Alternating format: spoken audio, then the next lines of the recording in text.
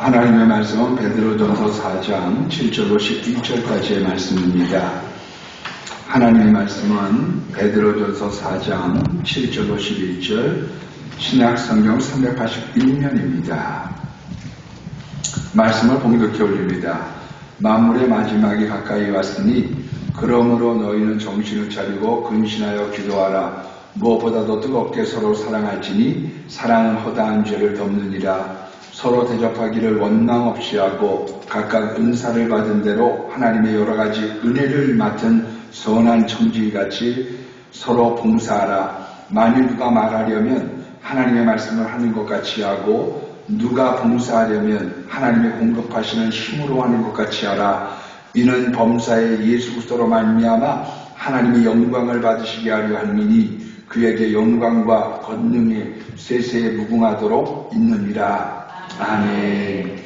예, 이 시간 우리 김철수 집사님이 특성으로 하나님께 영광을 돌려주시겠습니다. 예, 이어서 우리 연합 찬양대 찬양 해주시겠습니다.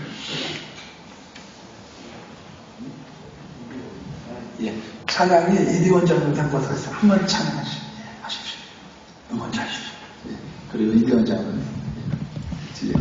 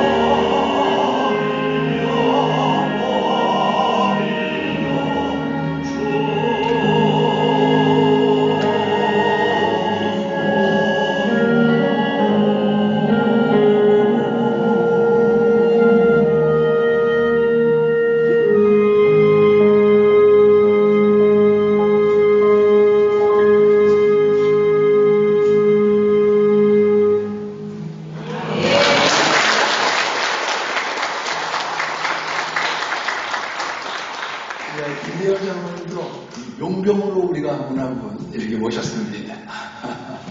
예.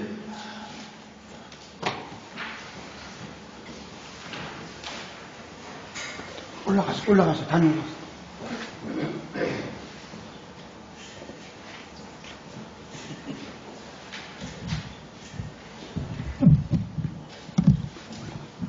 혹시 방송실 앞으로 좀 기도주세요. 제가 여기 나오게 된 것은 하나님께 영광을 돌리고 부족한 사람도 이렇게 찬양을 합니다. 꼭 잘하는 사람만 오면은 안 될 것 같아서 못하는 사람도. 왜냐면 제가 13년 전에 교통사고로 목뼈가 3개 부러져서 지금 2개를 묶어놓은 상태라 이 소리가 잘 안 나오지만 하나님께 영광을 돌리기 위해서 나왔습니다. 예수 잘 믿고 싶어요. 우리 1절, 2절은 제가 하고 나서 3절은 함께 해도 되겠습니다.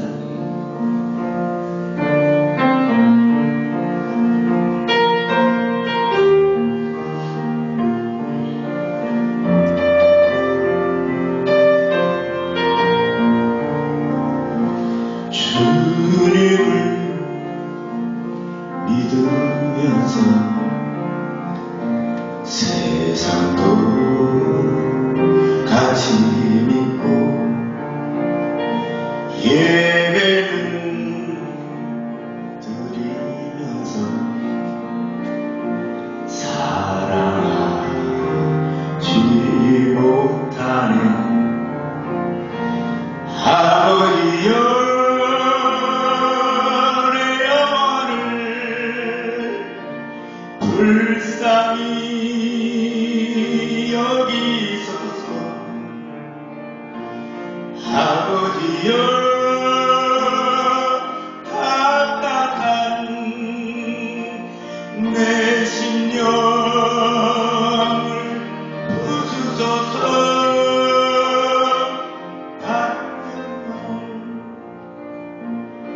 난 정말 주님만 믿고 싶어요. 이렇게 두 손 들고 주여 부릅니다. 기적을 믿으면서 우연이라 생각하고 응답은 바라면서 기도하지 못하는 아버지여 내 영혼을 주님께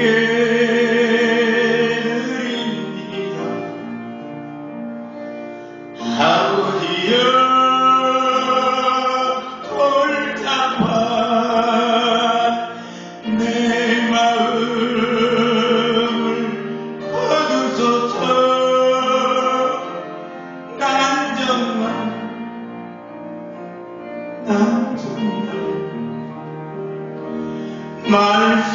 말씀대로 살고 싶어요. 이렇게 두 손 들고 주여 부릅니다. 같이 3절이요. 은혜로 살면서도 만족하지 못하고 천국은 믿으면서 누리지를 못하는 아버지여 내 영혼에 단비를 내리소서. 아버지여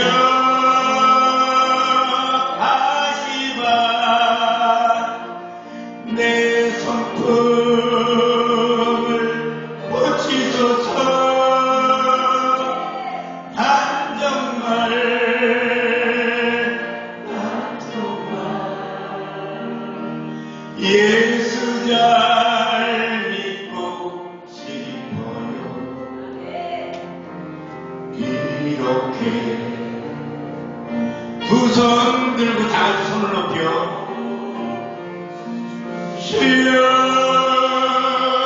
시여그룹니다. 이렇게 다시 한번요.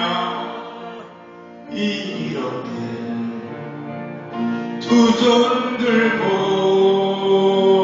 아버지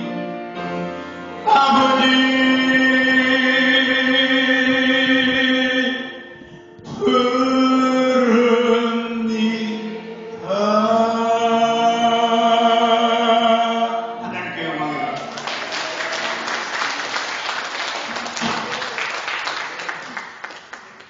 속속 안 시켜드렸으면 큰일 날 뻔했어요. 아, 너무나. 다시 한 번 박수, 두분 감사드립니다. 감사합니다. 예, 찬양대 찬양을 하게 영광을 주십시오.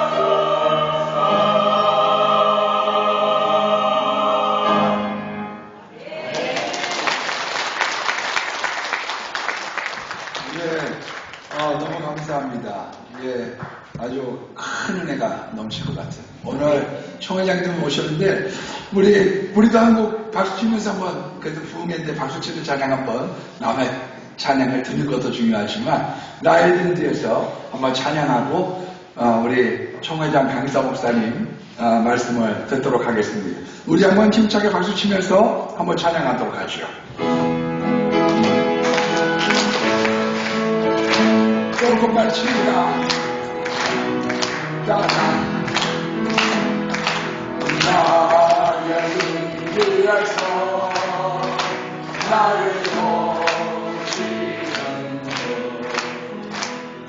나의 인생 길에서 지치고 돌아요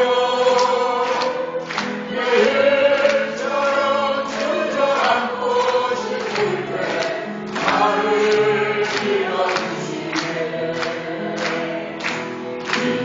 일어나 걸어라 내가 새 힘을 주리니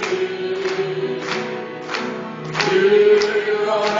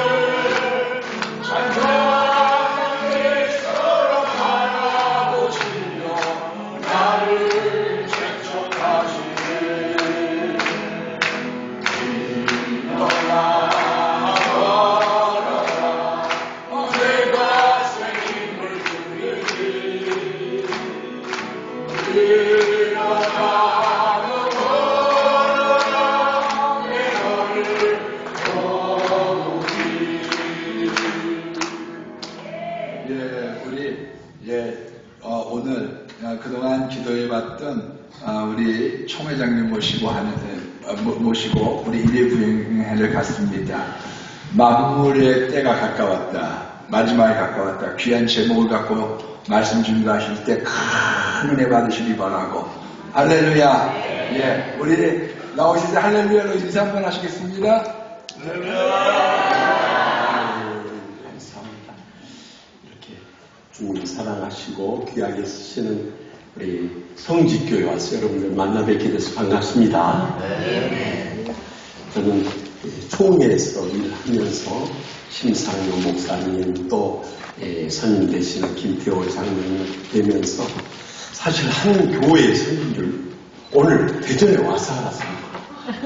두 분 다 참 통일적으로 훌륭하게 일하시는 목사님 장로님이신데 저놈들은 어떤 장로님하고 목회를 하실까, 또 장로님은 어떤 목사님 섬기고 계실까 늘 궁금했어요. 그런데 오늘 와서 보니까 이 성직교회 같이 섬기고 있어요.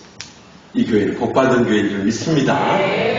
또 이렇게 들어오면서요, 엘리베이터를 탔는데 엘리베이터 타자마자 난 지금까지 그렇게 향기로운 냄새를 풍긴 교회는 해방 이래로 처음. 제가 제일 좋아하는 이 프랑스 향수인데 납선이라는 이 향수가 있어요. 그런데 우리 한국이 절판이 돼가지고 좀 구해서 뿌리고 싶은데도 못 구했어. 그런데 성지교회 오니까 이 성지의 향기로운 냄새가 풍기는 거예요. 그래서 저는 그 냄새에 맡으면서 은혜를 받았어요. 그래서 이제 차 한잔하고 들어왔는데 또 우리 안수 집사님, 제가 저분 성악 전공하신 분이냐고 그랬더니 모건대 교수님이라고. 그러면 그렇지. 제가 세계적으로 유명한 3대 테너가 있습니다. 여러분도 아시다시피 루치아노 파발로티아, 또 호세 플라시도 도밍고하고 호세 카레라스가 있습니다. 카레라이스가 아니라 카레라스. 호세 카레라스는 우리 한국을 특별히 사랑하는 분들 자주 오십니다. 그런데 우리 안수 집사님과 호세 카레라스 음색이나 외모나 모든 영적 감동이 똑같아요. 나는 호세 카레라스가 대전으로 이사 온 줄 알고 정말 연세가 그래도 드셨는데도 그 음성 낸다. 하나님의 특별하신 은총인 줄 믿습니다. 그렇다고 해서 서울서 오신 이대원 장로님 찬양이 은혜가 떨어진 건 아니에요. 믿음으로 찬양해서 하나님 다 기뻐받았는데 믿습니다. 찬양 대 찬양도 너무너무 뜨거운 우리 가슴에 성령의 불을 지피는 부흥의 찬송이에요. 하여튼 이 교회는요, 부흥회를 할 필요가 없는 교회예요. 아멘도 안 하고 자빠지고 너무 은혜롭고 복된 교회인 줄 믿습니다.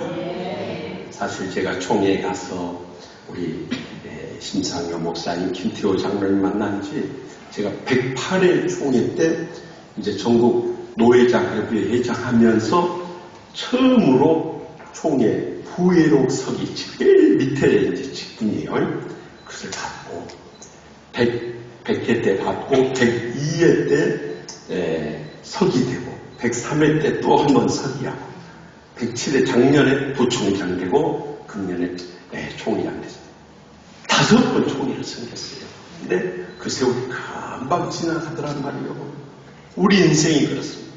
엊그제 우리 어린 시절, 학창 시절, 청년 시절, 신혼 시절, 중년 시절 지났는데 이제 주님 배울 날이 점점 다가. 특히 이 동네에 사신 분들은 더 가까워져 버렸어. 이제 이렇게 세월이 빨리 지나면 남은 데를 어떻게 살 것인가 하는 것입니다. 사실 이 말씀은 저희 신앙의 중심이 되고 목회 원동력이 되는 말씀입니다. 제가 어디 가나 한 번 부르는 교회에 가서는 꼭 이 말씀 전해요. 왜냐하면 천국 가기 전까지 또 못 뵐 수 있으니까. 처음자 마지막이라는 심정으로 전하는 말씀이에요. 오늘 본문은 만물의 마지막이 가까이 왔으니라고 시작하고 있어요. 이 만물의 마지막이라는 것은 하나님의 심판하실 우주적인 종말이 임박했다는 거예요. 그래서 누가복음 21장 11절에 경고하고 있는 바와 같이 곳곳에 큰 지진과 기근과 전염병이 있겠고 또 무서운 일과 하늘로부터 큰 징조들이 있으리라 하신 말씀처럼 요즘 세상 되어지는 거죠. 그대로 이루어지고 있어요. 또 사람들은 얼마나 사악하고 타락해 버리는지 아무리 보험금에 눈이 어둡다고 남편이 마시는 차에다 구겨려 청산까지 떠버려요. 그래서 제가 그 사건 뒤부터는 저희 집사람이 차가 국을 끓여오면은 꼭 맛보라고 합니다. 혼자 안 죽을래. 또 남편이 피곤해 지쳐 돌아오면 꼭 쉬게 해줘야 할 거 아니에요? 밤늦게 산책 나가자 해가지고 사람 시켜서 전부 추럭으로 밀어버려요. 그래서 저는 그 사건 뒤부터는 저희 집사람이 밤늦게 외출하자 하면은 죽어도 피곤해서 못 나가요. 안 따라 나가요. 그냥 언제 전부 추럭으로 밀어버릴지 모르니까요. 참 산책하고 싶고 내일 새벽기도 끝나고 원할 때 나가죠. 동생도 그렇게 해야 되네. 또 남편이 피곤해 지쳐 잠들고 있으면은 푹 자게 해줘야 돼요. 자기 다리에나 시냐 스타킹 얼굴에 뒤집어 씌워 목줄라 죽였대요. 그래서 저는 그 사건 뒤부터는 항상 잘 때 마스크하고 목도리 하고 자요. 그랬더니 지난 여름에 저희 집사람이 그래요. 날씨도 더운데 뭔 마스크를 하고 목도리 하고 자요. 그래서 별로 할 말이 없었어요. 목 보호하려고 그러네요. 그래서 여러분 이제는 부부사이도 믿지 못할 세상. 우리가 믿고 의지할 분은 주님뿐인 줄 믿으시기 바랍니다. 이렇게 우주의 정말 너무너무 임박했습니다. 그러나 더 두렵고 떨리는 것은 우리가 언제 세상 떠날지 모르는 개인적인 종말도 임박했다면서 잊지 마시기 바랍니다. 여러분들 오늘 은혜 받고 가시다가 교통사고로 세상을 떠나십시오. 집에 가셔서 차라도 한 잔 끓여 드신다고 가스불 켜다가 폭발사고로 세상을 떠나십시오. 주무신데 강도가 침입해서 살인사고로 세상을 떠나십시오. 주무시다가 뇌졸중이나 심장마비로 세상을 떠날지 우리는 잠시 잠깐 후의 삶은 아무도 몰라요. 이렇게 우주적인 종말이나 개인적인 종말이 임박했을 때 우리의 남들 어떻게 살 수 있냐는 거예요. 오늘 본문 말씀 베드로전서 4장 7절 말씀 다 같이 다시 한번 읽습니다. 만물의 마지막이 가까이 왔으니 그러므로 너희는 정신을 차려 근신하여 기도하라. 아멘. 만물의 마지막이 가까이 왔을 때 깨어 기도하라. 사실 우리가 죽음의 위기가 닥쳐올 때 붙잡을 분은 주님밖에 없기 때문에 그래요. 그런데 많은 사람들이 순탄하고 형통할 때는 기도하냐고요. 언제 기도하냐? 꼭 어려운 일 닥치면 그때 주님 전에서 눈물 콧물 쏟으면서 기도하는 거예요. 그래서 이렇게 목회를 하면서 보면요, 제일 새벽기도 많이 나올 때가 있어요. 그때가 언제예요? 네, 하여튼 아이들도 잘 알아요. 자녀들 입시쳐야 되는 아무리 피곤해도 그냥 눈곱도 안 떼고 새벽에 나와서 기도하는 것이. 그런데 입시처럼 민물처럼 몰려왔다가 입시 딱 끝나면 썰물처럼 빠져나가버려. 나는 그런 부모 보면은요 한심한 생각이 들어요. 여러분 자식들이 입시 끝났다고 해서 인생이 끝났습니까? 아니요. 정식으로 대학 입학이야. 그럼 자식들 대학 입학하면 그걸로 인생 끝납니까? 아니에요. 졸업하고 좋은 직장 취직이야. 그러면 자식들 좋은 직장 취직하면 인생 끝납니까? 아니에요. 신실한 배우자 만나 결혼해야 돼. 그럼 자식들 결혼시키면 그걸로 인생 끝납니까? 자식들 잘나고 잘 살아야 돼. 그러면 손주들 보면 그걸로 인생 끝납니까? 죽을 때까지 헤어지지 않고 행복하게 살아야 돼. 우리가 자식들을 위해서 기도해도 평생 끊이지만 할 것이 기도예요. 그런데 우리가 기도할 때 뭐 자식들 뿐이냐 이 말이에요. 나 자신을 위해서 기도해야죠. 마지막 때 사명을 위해서 기도해야죠. 또 우리 섬기는 교회를 위해서 기도해야죠. 아멘. 나는 오늘 하루 종일 하고 있습니다. 세우신 주의 종을 위해서 기도해야죠. 또 온 양떼들이 서로 사랑하면서 행복하게 신앙생활 하도록 기도해야죠. 또 마지막 때 땅 끝까지를 복음 선교하도록 기도해야죠. 또 우리의 남은 짧은 인생 가운데 하나님의 영광 드러내도록 기도해야죠. 우리가 기도해야지. 이렇게 많은데 기도 안 하고 자빠져. 잠이나 굶고 자고 있으면 어떻게 되냐 이 말이에요. 저는요 이제 미국서 1997년 유학생을 마치고 돌아와서 3년 동안 교수생활 하다가 2000년도에 이제 치유한 그러니까 벌써 24년째 목회하고 있는데요. 부임됐어요. 부임한 지 얼마 안 돼서 매년 구역장 권자 수련을 갑니다. 그래가지고 이제 우리 교회 버스하고 그때는 6개 교구밖에 없어서 버스 5대를 또 렌트를 해가지고 6대가 이제 저기 충주 댐으로 가서 충주 유소세를 이제 가게 됐어요. 우리 교회 그 운전기사 유집사님이 지금 한 40-50년 무사고 운전하십니다. 충청도 양반이라서 아주 운전도 천천히 스무스하게 잘해요. 그러니까 무사고 누가 받으려고 해서 딱 멈춰버린다. 스쳐 지나가고. 그런데 이제 그 교회 버스를 저는 타고 이제 첫 부임해가지고 제가 6월 13일 날 부임하고 아마 방학 때니까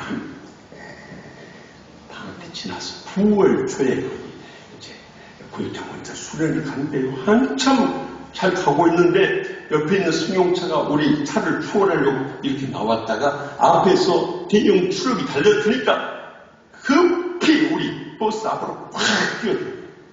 그 순간 우리 유집사님이 급 브레이크를 밟은 그때 안전벨트를 안 하고 있던 교인들이 다 튀어나가요. 저도 안전벨트 안 하고 있다가 튀어나가는데요. 그 위기의 순간에 신앙이 다 터져나갑니다. 제 바로 뒤에 앉아있는 여집사 구역장이 튀어나가면서 뭐라고 하는지 아세요? 오주여. 이 순간에 주님을 찾는 거예요. 그런데 신학대학 교수하다가 막 부임한 담임 목사님 저는 튀어나가면서 뭐라고 하는지 아십니까? 오메. 같은 오자 돌림이지만 천지차별. 여집사는 오주여 하고 주님을 찾는데 저는 오메 하고 튀어나갔으니 거의 동시에 그냥 터져나갑니다. 얼마나 비교가 되는 말이에요. 그것이 거꾸로 목사는 오주여 했으면 다행인데 이 오메 해버렸습니다. 내가 가서 너무너무 창피하게 고개를 못해. 그 여집사 구역장에 득서 나타나 못 본 척하고 옆으로 싹 빠져나갔어. 그리고 내가 집에 돌아와가지고 이놈 주둥이가 뭐냐 주둥이. 아니 거기서 오메가 뭐냐 오메가. 내가 어찌가면 집에 와서 오주여 연습까지 했어요. 그런데 그 사건은 저에게 영적으로 큰 도전이 된 사건. 그렇다. 내가 신학적으로는 많은 지식을 가지고 있는지 모르지만 영성이 있었어. 너무너무 메말라 있었구나. 그래가지고 그때부터 매일 새벽 제단마다 하여튼 1시간 이상은 매달려서 부르시기 시작했어요. 그리고 우리 교회에 온 부목사님들, 선임 전도사님들 전부 매달려서 부르시기 시작했어요. 기도의 불을 붙이니까 성령의 역사가 우리 교회는요, 우리 총회에서 싸움 잘하는 교회로 소문돼요. 하여튼 당일부터 모범적으로 싸워버려요. 그러니까 재직회나 공동회도 하여튼 자연스럽게 싸움 타요. 하여튼 한 번씩 싸우면 큰 소리 치는 데서 말할 것도 없고 막 세상 방언이 터져버리고 더 나가 달려들어서 몸싸움까지 얼마나 그래갖고 몸싸움까지 벌어졌어요. 그러니 제가 목회하면서 앞에 더구나 우리 교회는 이 고소의 달인들이 있었어요. 제가 그 교회에 가서 목회하면서 고소를 59번을 겪었어요. 별로 놀라는 표정들도 아니시죠? 여러분들이 고소를 안 당했어요. 고소 당해보신 분들은 목사님 고생들 했겠다 그러고 뭐가 힘드냐면요, 고소를 하면 경찰서에서 와서 3시간 동안 조서를 봅니다. 신문을 당합니다. 그건 사실 들이 아닌데. 그런데 또다시 경찰서에서 부릅니다. 가면은 저를 고소한 이 관리 집사들하고 저하고 대질신문을 합니다. 그 집사들이 불신 경찰관 앞에서 저를 보고 목사님이라고도 안 해요. 이 강아지야. 강아지하고 좀 웃으신 분들은 뭔 뜻인지 알아요. 근데 나이 많으신 어르신들은 지금 강아지가 집에 키우는 강아지만 생각하고 계시죠. 강아지가 뭔 새끼요. 그러고 달려든다니까요. 그러니 얼마나 창피하고 수모를 해요. 이것이 검찰로 그대로 넘어가서 검찰에서 똑같이 됐고요. 그래가지고 또 와서 신문을 3시간 당하고 또 3시간 동안 대기신문. 이것이 고문이에요. 그래가지고 또 법원에 넘어가면요, 여러분들 재판받으러 가보십니다 하지만 지방법원에 한 2-3번 끌려가요. 고등법원에 또 2-3번 끌려가요.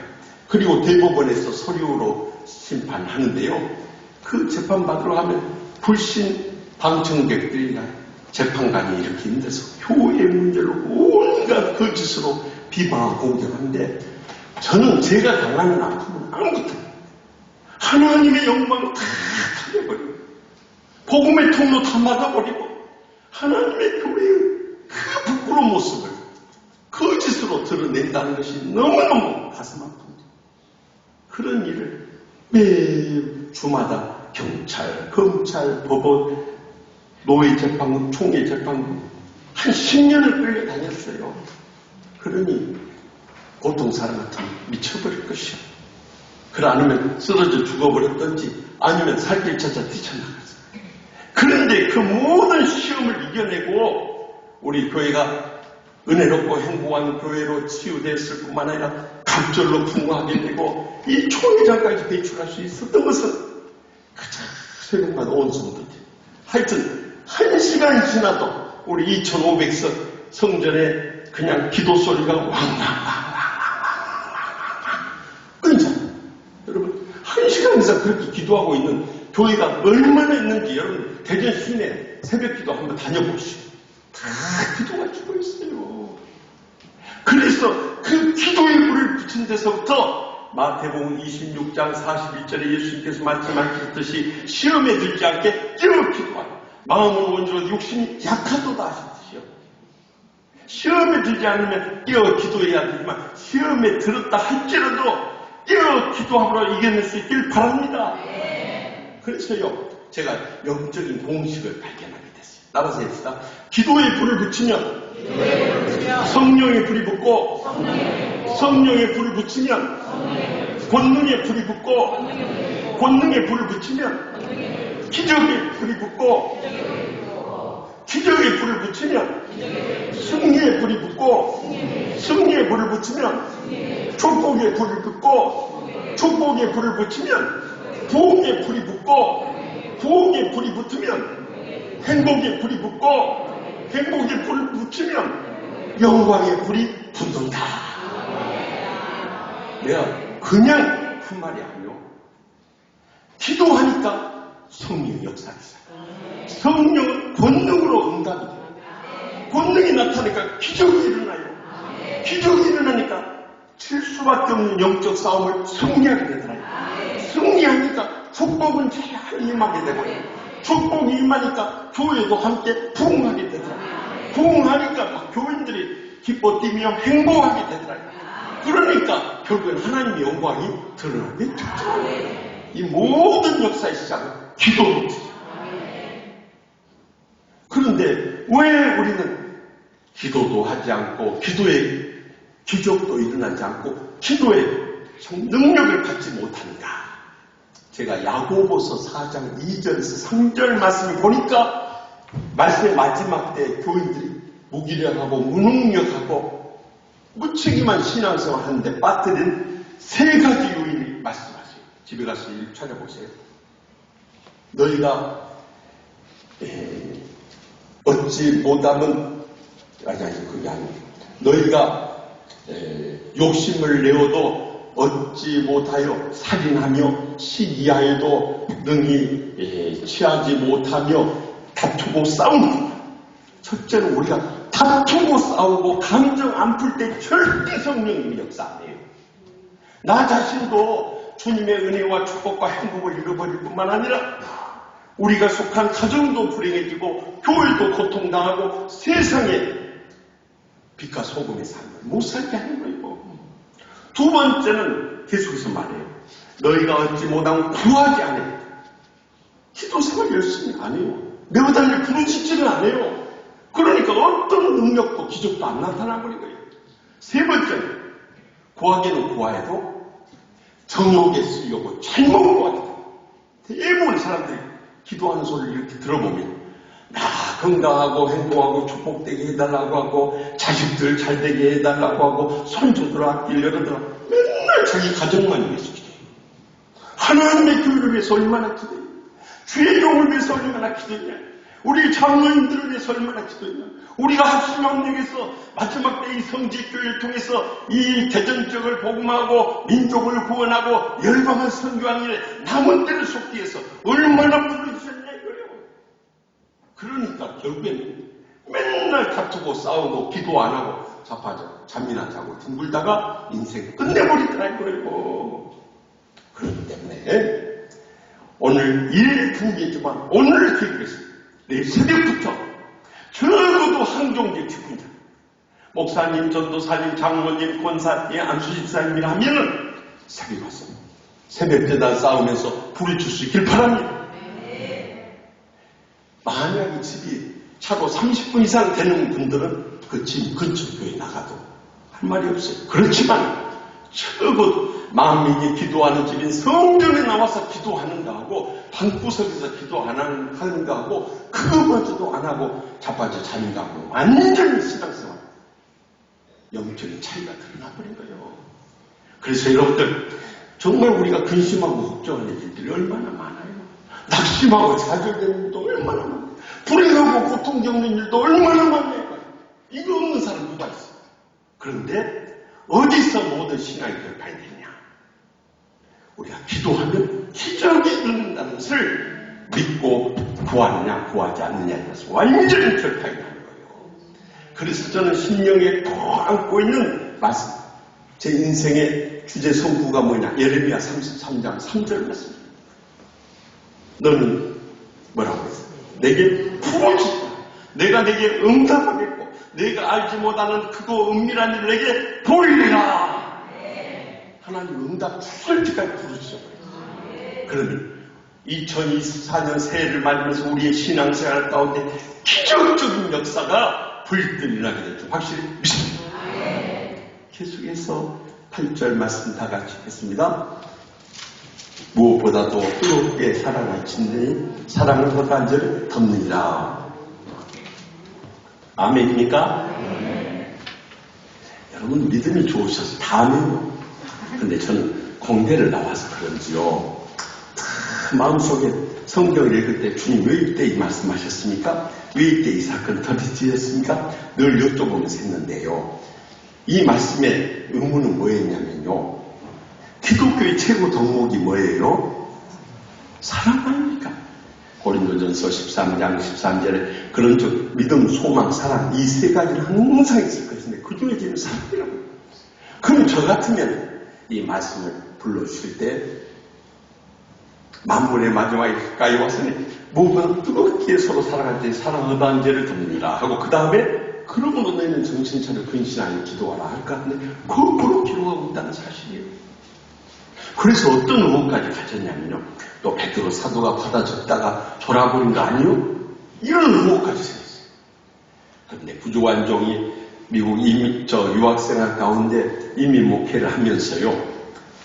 시카고 한인연합장로를 처음 33살에 가서 담임하게 돼요. 그분이 얼마나 정말 철없고 부족하고 연약한 목사였겠어요. 그런데 목회를 해보니까 제일 힘든 일이 뭐냐면요. 교인들이 목사의 진심을 몰라주는 거예요.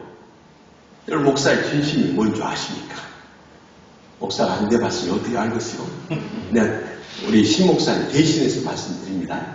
목사는요, 다른 무엇보다도 주신 소명을 따라서 우리 양떼들, 맡겨주신 양떼들이 은혜 받고 축복 누리고 행복하게 신앙생활하며 마지막 때 사명 감당하며 영광 돌리는 것 이상 바랄 것 아무것도 없습니다. 그런데 교인들은 그 목사의 진심을 몰랐죠. 왜 저런 말씀을 강단에서 하실까? 왜 이런 사업을 꼭 하시려고 하실까? 왜 꼭 이런 일을 고집하실까? 그래가지고요, 각가지 오해를 가져요. 반대도 해요. 반대 마음은 좋은데 또 돌아서서 각가지 비방하고 험담하는 말까지 해요. 그래가지고 이 말이 돌고 돌아가지고 당신만 알고 비밀로 하라는 그 말까지 같이 다투기. 그럼 목사가 어떤 생각이 드냐면 어떻게 저렇게 목사의 진심을 몰라줄까? 그러니까 누구한테 말도 못. 유일하게 제 마음을 쏟아놓을 수 있는 새벽제가 되었어요. 하나님 아버지, 교회 이런 말이 오가고 문제가 일어났는데 어떻게 하면 좋겠습니까? 하고 주님 앞에 엎드려 간구할 수밖에 없어요. 근데 어느 날 새벽에 성령님께서요, 김 목사는 왜 교회 문제를 놓고 기도하면서 문제를 일으키는 교인들을 위해서 기도하지 않느냐 그러시면서 마태복음 5장 44절 말씀을 들려주세요. 나는 너희 이르노니 너희 원수를 사랑하며 너희를 박해한 자를 위하여 기도하라. 그래서 그날 새벽부터 문제를 일으키는 교인, 그 부인들, 그 자식 새끼들까지 이름 다 불러가면서 주여 저 인간들 끝까지 사랑하게 하여 주시옵소서, 용서하게 하여 주시옵소서, 저 인간들하고 화해하고 끝까지 인내하게 하여 주시옵소서 기도하시오. 한 주간 내내 기도하고 주일날 딱 마주칠 때 옛날에 저기서 나타난 못 본 척하고 연문을 빠져나왔어요. 왜냐면 마주치면 상처의 감정이 확 드잖아요. 그런데 한 주간 내내 그 인간들 위해서 기도하다가 주일날 마주칠 때 저도 모르게 발걸음이 그쪽으로 향해 가는 거예요. 그래서 손을 내밀어 악수를 청하고 사랑으로 끌어안는 거예요. 그러면서 한 사람 한 사람 변화가 일어나는 거예요. 그런데 그렇게 기도하고 사랑해줘도 안 변하는 인간들은 안 변합니다. 태어나면서 목사가 괴롭히는 은사를 받은 사람, 아주 사명을 갖고 달려들어요. 그런 인간들을 어떻게 감당하냐 이 말이에요. 목사도 실망을 못해버리더라고요. 저 인간들은 아무리 기도하고 사랑해줘도 안 되니 어떻게 하면 좋냐 이 말이에요. 그런데 저를 살려준 영적인 계기가 있었어요. 저는 예나 지금이나 새벽기도 끝나면 항상 목양실에 가서 성경을 이런 읽는데요. 그때 시편을 읽고 있었어요. 저는 그 전까지만 해도 시편은 고난 속에서 승리의 찬양시로 만났어요. 근데 그때 받은 은혜는 시편이야말로 우리의 상한 마음을 치유하는 치유였어요. 여러분 마음 괴롭고 힘들고 앞이 캄캄할 때 시편을 읽어보세요. 여러분 심지어 그게 다 나와 있어요. 막 읽다 보면 저 원수를 멸하소서 하면 저도 모르게 아멘 소리. 저로 하여금 눈멀게 하시며 구덩이에 빠뜨리시면 아멘 아멘 소리 나와요. 어쩌면 제 심지어 그게 다 나와요. 그런데 어느 날 새벽에 시편 109편을 읽어요. 그 시편 109편은 다윗이 사랑하지만 계속 대적해오는 원수들을 향해서 고백하시죠. 거기 1절부터 있는데 4절에 길이 머무는 거예요. 거기 다윗이 뭐라고 고백하냐. 나는 사랑한다. 그들은 도리어 나를 대적하니 나는 뭐 할 뿐이라. 정말 성직교회는 영적인 수준이 높소. 어떻게 그걸 알아버려. 거기서 다윗이 뭐라고 고백해요. 나는 기도할 뿐이라. 근데 그 말씀을 읽는 순간에 저의 가슴이 뜨거워지면서 주님, 제가 낙심돼 있었는데 저를 위해서 오늘 다윗의 고백을 들려주시고 저를 위로해 주시며 새로운 힘을 더해주시니까 너무 은혜 받고요. 이따가요 눈물을 흘려서 하나님 아버지 감사합니다. 하나님 아버지 감사합니다. 어쩌면 제 심정을 이렇게 잘하시고 오늘 이 말씀을 통해서 저를 위로해 주시고 제가 너무너무 은혜를 받고 그날부터 다시 또 기도를 부르짖기 시작했어요. 그렇게 하기를 1년, 2년, 3년, 4년 이제 박사학위를 받고 한국에 있는 장신대 은사 교수님이 공부 마치고 돌아오라고 그랬어요. 우리 당회에다가요 사임서를 냈어요. 그랬더니 우리 장로님들이 우리는 사임서 못 받으니까 목사님 전 가시고 싶으면 재직회 허락받고 가십시오. 그래서 재직회를 제가 아무래도 한국으로 돌아가야 할 것 같습니다. 그랬더니 그동안 목회에 도움이 됐던 장모님, 권사님, 집사님이 반대하는 그건 이해가 돼요. 그런데 제가 처음 갔을 때부터 저에 대해서 오해하고 흥담하고 그 인간들이 손을 들더니 하던 말이 목사님 처음 오셨을 때 우리가 정말 목사님에 대해서 오해도 하고 흥담도 하고 많이 괴롭혔는데 이제 저희가 은혜 받고 열심히 신앙생활을 하려고 하는데 어떻게 목자가 양을 버리고 떠나셨어요? 이러고 다녔어요. 그러니까요 정말 목회에 도움이 됐던 장로님, 권사님, 집사님들 붙잡은 건 더 뿌리치기가 쉬워요. 근데 그렇게 힘들게 했던 그 인간들 붙잡은 거 뿌리치기가 더 힘들어요. 그래 어떤 마음이 드냐면요 그렇게 붙잡을 것 같으면 진짜 잘해줄 것이지 막 야속한 마음이죠. 그러나 결국에는 뿌리치지 못하고 제가 마지막 이런 제안을 했어요. 그러면 우리 1년간 더 기도합시다. 그래서 하나님께서 제 마음을 그 사이에 바꿔놓으시면 제가 여기서 뼈를 묶고요. 그러나 계속해서 한국으로 강권하시면 그때는 저를 선교사 파송하는 심정으로라도 보내주십시오. 그랬어요. 그랬더니 1년 유예 기간을 주니까 다 그렇게 하자고 동의 제청해가지고 만장일치 결정했어요. 그리고 1년 동안 기도를 했어요. 근데 계속 제 마음은 한국을 향해 달려가는 거예요. 그래서 1년 뒤에 다시 재직회를 모았어요. 제가 아무리 기도해봐도 저는 한국으로 떠나야 할 것 같습니다. 그러니까 여러 성도님들에게 대단히 죄송합니다만 저를 한국으로 보내주십시오. 그랬어요. 그리고 나서 같이 눈물만 흘리다가 재직회를 마쳤어요. 저는 그렇게 27년 전에 시카고 한인연합장로교회를 떠나왔어요. 지금도 새벽마다 우리 치유하는 교회 성도들을 위해서도 기도하지만 27년 전에 나온 시카고 한인연합장로교회를 위해서 기도할 때마다 늘 잊혀지지 않는 교회들은 목회할 때 큰 위로와 힘이 됐던 장로님, 권사님, 집사님도 잊을 수 없지만은 처음 갔을 때 저에 대해서 그렇게 오해하고 험담하며 상처를 주다가 마지막 오해 공항을 떠나올 때 나와서 눈물을 흘리며 저를 끌어안던 그 교인들도 평생 잊을 수 없는 교인들이에요. 사실 저는 그분들을 위해서 해준 건 아무것도 없어요.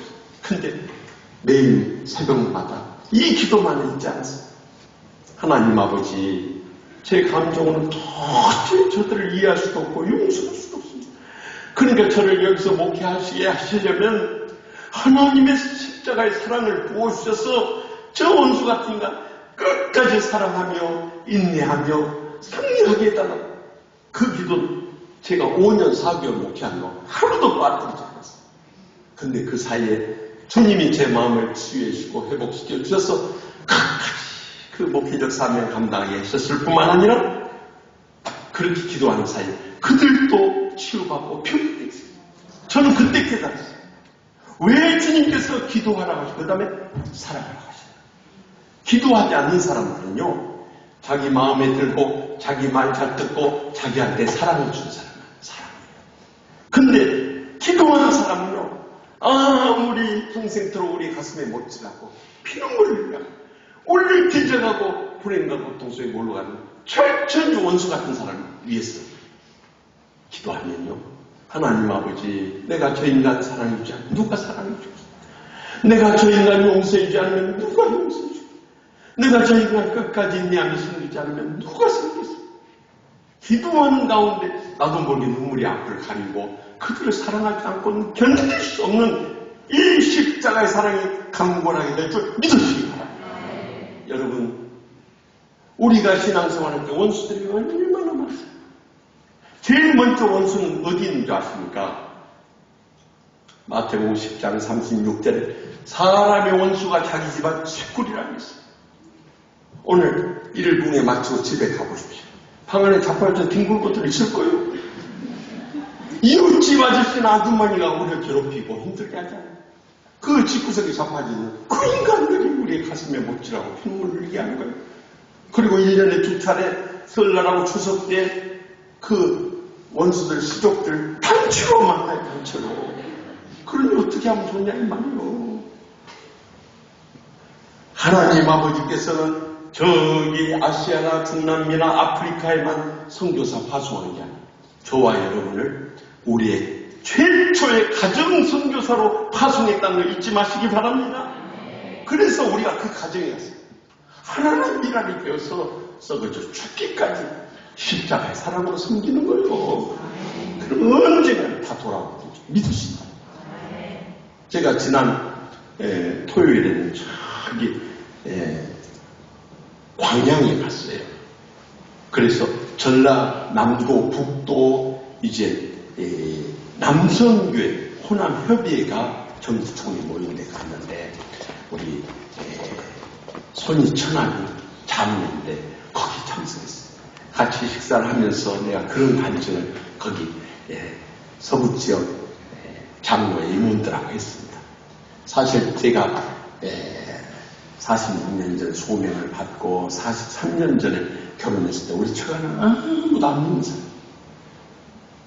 우리 집사람하고 결혼 약속하고 이제 인사를 드려 처갓집에 갔어요. 우리 장모님은요, 딸이 서울에 1년대 약대를 다니니까 의사나 판사나 무슨 검사나 이런 걸 기대했던 거예요. 가난한 신학생이 오니까 안 믿는 어머니 입장에서 어떻겠어요? 제가 오니까 방으로 들어가 버리더라고요. 그래서 제가 인사드리러 갔는데 그냥 갈 수 없어요. 그래서 들어갔더니 방에 따라 들어갔더니 여기가 어디 줄 알고 들어온가 하면서 나가라고 집에서. 자네 안 나가면 경찰 부르래. 근데 제가 거기까지 가서 절이라 하고 가야 할까요? 어머니 절받아. 내가 어떻게 자네 어머니인가? 등을 돌려버려. 그 등짝에다가 하고 왔어요.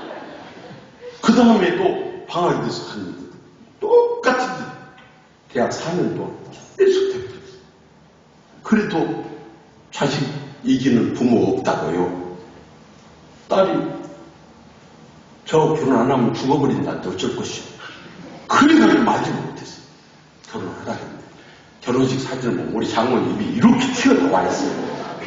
그래도 어머니하고 섬겼어요. 나중에는 그 사랑이 있었는데 어머니 마음이 열어지고 결국은 우리 사이가 목사까지 됐는데 내가 교회 안 나가면 어떻게 돼? 그래서 교회 나가서 예수님 영접하고 세례에 순종하고 서리 집사 되고 권사 되어가지고 그리고 우리 큰 처남은 감리교 권사 내가 되고 우리 둘째 처남은 장로 되고 그 부인은 목사까지 돼버렸어요. 중국 선교. 그리고 우리 처제는 집사가 되고요. 그렇게 온 가족이 복음 받아요. 우리 한 사람을 통해서 그 시집 식구들까지 전부 구원할 거예요. 그 처가 식구들까지 다 구원에 이르게 사랑으로 끝까지 섬기며 승리할 수 있길 바랍니다. 그 다음 원수들이 어디 있는 줄 아세요? 믿음의 가족이야. 교회 안에 있어요. 여러분 교회 오면 다 이뻐 보여요?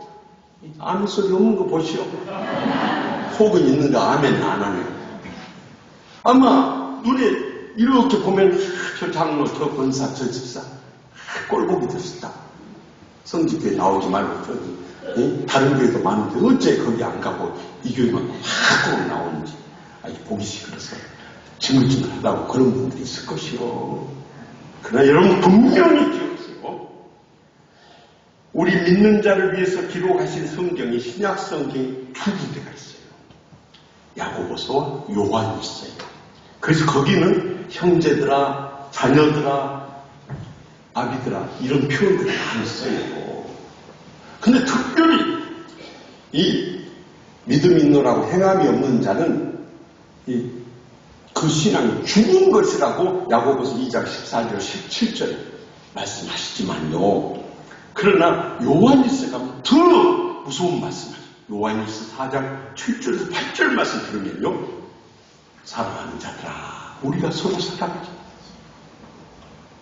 사랑하는 자들 하나님으로부터 나서 하나님을 알고 사랑하지 아니하는 자는 하나님을 알지 못하느니 이는 하나님을 사랑하십니다. 그러니까 우리가 아무리 목사, 장로, 권사, 집사 되어서도 아직도 우리 마음속에 사랑하지 못하고 용서하지 못하고 섬기지 못한 사람이 있다면 그 사람은 잘못 믿었어요. 그 사람은 엄밀하게 말하면 거듭난 하나님의 자녀가 아니라는 결론이에요. 그리고 계속해서 요한일서 4장 20절에 뭐라고 했어요? 누구든지 하나님을 사랑하느라고 그 형제를 미워하는 자는 거짓말하는 자. 눈에 보는 바 형제를 사랑하지 못하는 자가 눈에 보지 못하는 바 하나님을 사랑할 수 없는 자. 아직도 감정이 안 풀렸는가? 아멘도 안 하고 우리가 신앙생활하면서 심각한 문제가 뭐예요? 제가 교회에서나 노예에서나 통에 가서 정말 안타까운 것은 목사 잘못했다고 하면서도 감정 안 풀고 죽이려고 달려드는 사람을 보면서 그래서 예수님께서도 이 땅에 오셔서 마태복음 23장에 화 있을진저 외식한 서기관과 바리새인들이 다시 말하면 요즘 현대어로 바꿔서 말하면 이 저주받을 인간들아 너희들이 목사고 장로냐 하는 말하고 똑같은 표현인 거예요. 그것을 7번이나 펴서 말세교회 성도들에게서 경고합니다. 무서운 진노의 선포인 거예요.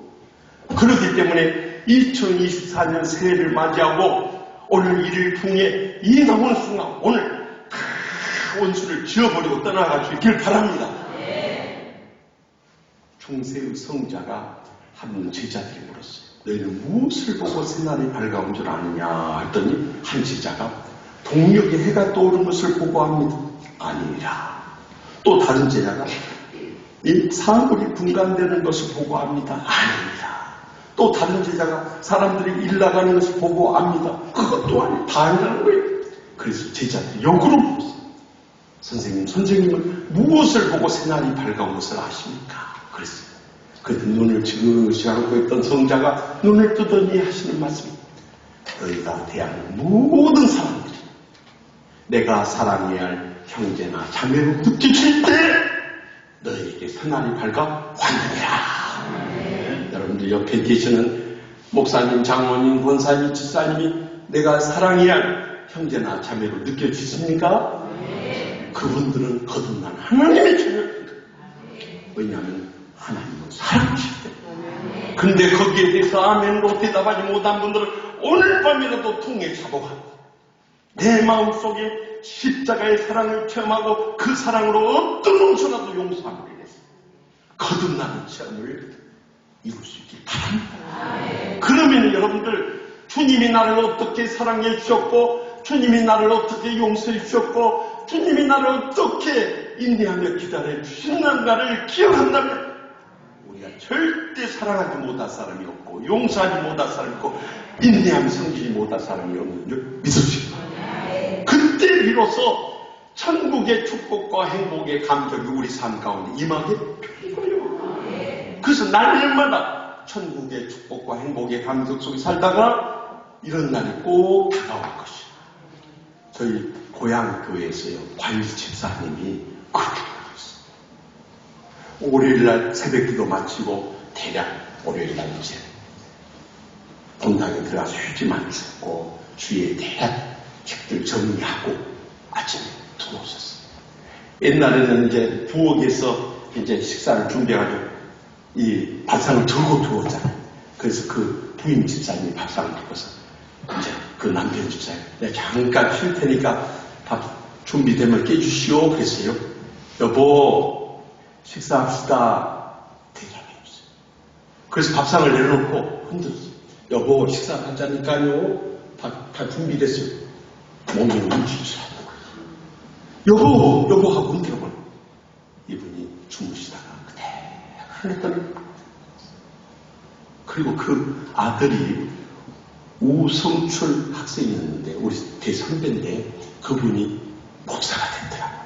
저기 제가 보성군에 집회하러 갔는데 내가 그 간증을 했더니 그분 아들이 여기 지역에서 우성출 목사입니다.